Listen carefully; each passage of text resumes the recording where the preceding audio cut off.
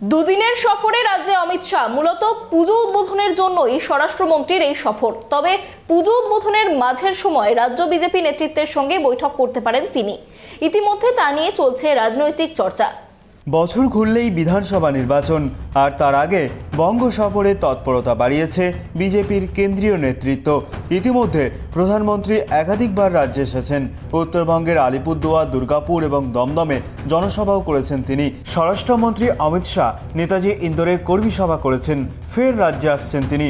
শুক্রবার তার হাত ধরে 3টি পুজো উদ্বোধন হবে।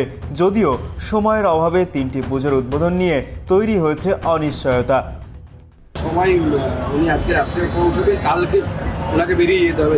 সময়ে যতটুকু পারমিট করছে এখনো পর্যন্ত যা ওনার অফিস থেকে কনফার্মেশন এসেছে, উত্তর কলকাতার একটি পুজো এবং দক্ষিণ কলকাতার একটি পুজো। তারপরে উনি লাঞ্চ করে বেরিয়ে যাবেন। সময়ের অভাবের জন্য করতে পারছেন। দীর্ঘদিন ধরেই বিভিন্ন পুজো কমিটিতে নিজেদের প্রাধান্য বাড়িয়েছে রাজ্যের শাসক দল। তাদের একাধিক মন্ত্রী নেতারা দুর্গাপুজোর সঙ্গে যুক্ত হয়ে জনসংযোগ দৃঢ় করছেন। বিজেপির তরফে একাধিকবার বিভিন্ন ক্লাবগুলিতে নিজেদের শক্তি বাড়ানোর চেষ্টা করেও সেভাবে কিছু সম্ভব হয়নি। শেষমেশ ইজেডসিসিতে নিজেরাই শুরু করেছিল পুজো। প্রথম বছর বড় করে হলেও তারপর নামেই পুজো হচ্ছিল।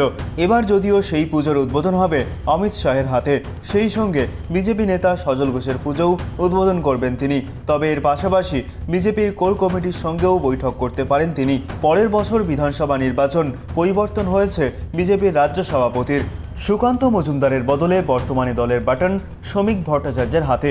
কিন্তু এখনও পর্যন্ত নতুন রাজ্য কমিটি ঘোষণা করতে পারেনি বঙ্গ বিজেপি। তার অন্যতম কারণ অবশ্যই কিভাবে ভারসাম্য আনা হবে কমিটিতে, সেই বিষয়টি রয়েছে। রাজনৈতিক মহলের মতে অমিত শাহের এই সফরে এই বিষয়ে সমাধান হতে পারে। সেই সঙ্গে জনসংযোগ বাড়ানো ও বুথ স্তরে সংগঠনকে মজবুত করার বিষয়েও তিনি নির্দেশ দিতে পারেন। সব মিলিয়ে বঙ্গ বিজেপির মধ্যে যথেষ্ট তৎপরতা রয়েছে শাহী সফরকে কেন্দ্র করে। Bureau report, tribe TV Bangla.